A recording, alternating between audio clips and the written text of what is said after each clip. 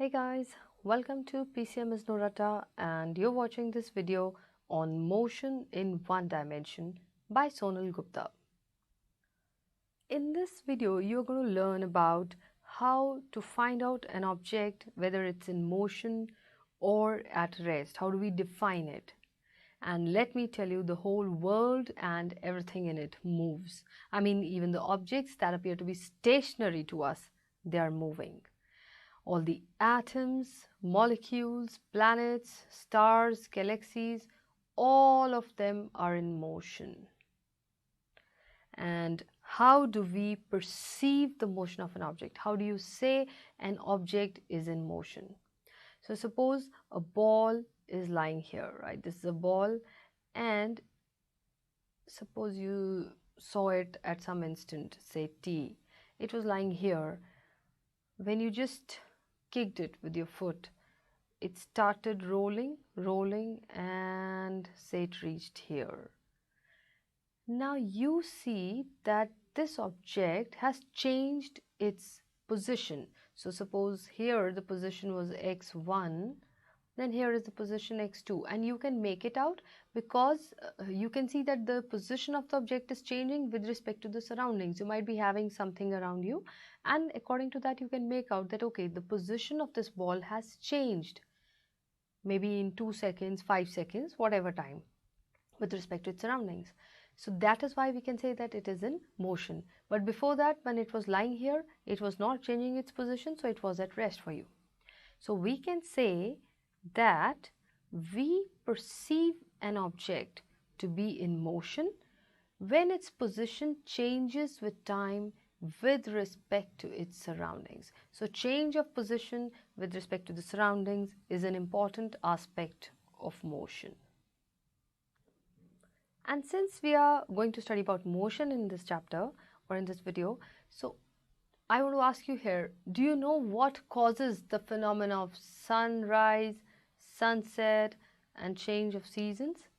Of course, you have been learning this right from your junior classes, that all these phenomena, they happen due to the motion of the earth. You know that earth rotates around its axis. So this is here, I've shown you the rotation of earth. It rotates about its axis, and at the same time it revolves around the sun. So if here is the sun, then earth is revolving around it. So there are two motions that earth is exhibiting here. One, it is rotating about itself, about its axis, and it is also revolving around the sun. And both these motions, they cause the day and night, or the sunrise, sunset, and the change of season.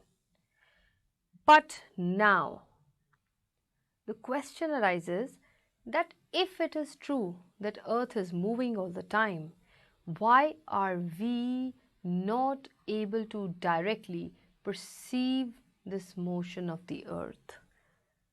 Why can't we see that earth is moving, or some objects sometimes which appear to be stationary to us? How do we say they are in motion? So let's look at this example. Here we have a cute little girl and a cute little boy sitting in a train.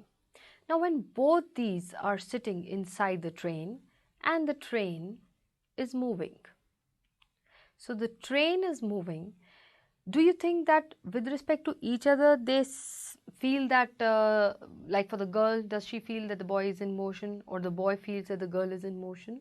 No. The passengers which are sitting in a train, for them, they do not appear to be moving to each other.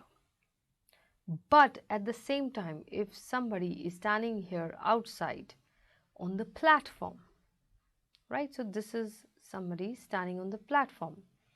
Then for this person, the train is moving. So hence, these two passengers, or all the passengers for this person, will be in motion. Similarly, you might have noticed many times, like on the roadside. So these trees on the roadside, they will appear to be moving to the passengers sitting in the bus backwards. You might have noticed this many times when you are moving in a car. So the trees, they appear to be moving back and you are going forward. So anything it appears to be moving to you backward. But if someone is standing here waiting for a bus, for him all these trees, they are at rest. So what can we say here now? Or what is the conclusion? So we understand here that the motion of any object is visible to an observer depending on his position in accordance with a reference point, which is known as the frame of reference.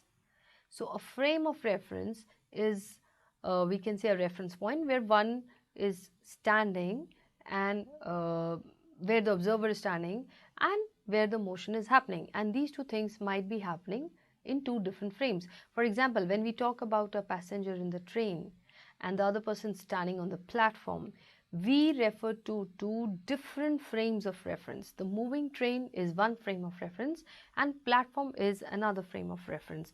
That is why the objects which appear to be stationary to the passenger standing on the platform, they might be in motion for the people moving out, moving in the train. So we can say that to a person on another planet, we will appear to be moving, but we may be at rest with respect to each other on the earth. So when you and me are sitting in front of each other, we might be at rest with respect to each other on the earth, but to somebody watching us from another planet, we are in motion. And to describe the motion of an object, we need to specify the position of the object in reference to a point, and that reference point is called the origin, like we draw the graphs. So this is called the origin, and we have to plot the position of an object. So along the x-axis towards the right, that is towards the right side of the origin, the distance is taken as positive, and towards the left side it is taken as negative. Similarly, you know that the distance measured above the x-axis is positive and the one measured below the axis is negative. So this is how we can measure the distance and specify the position of an object with respect to a reference point, whichever you consider as the origin.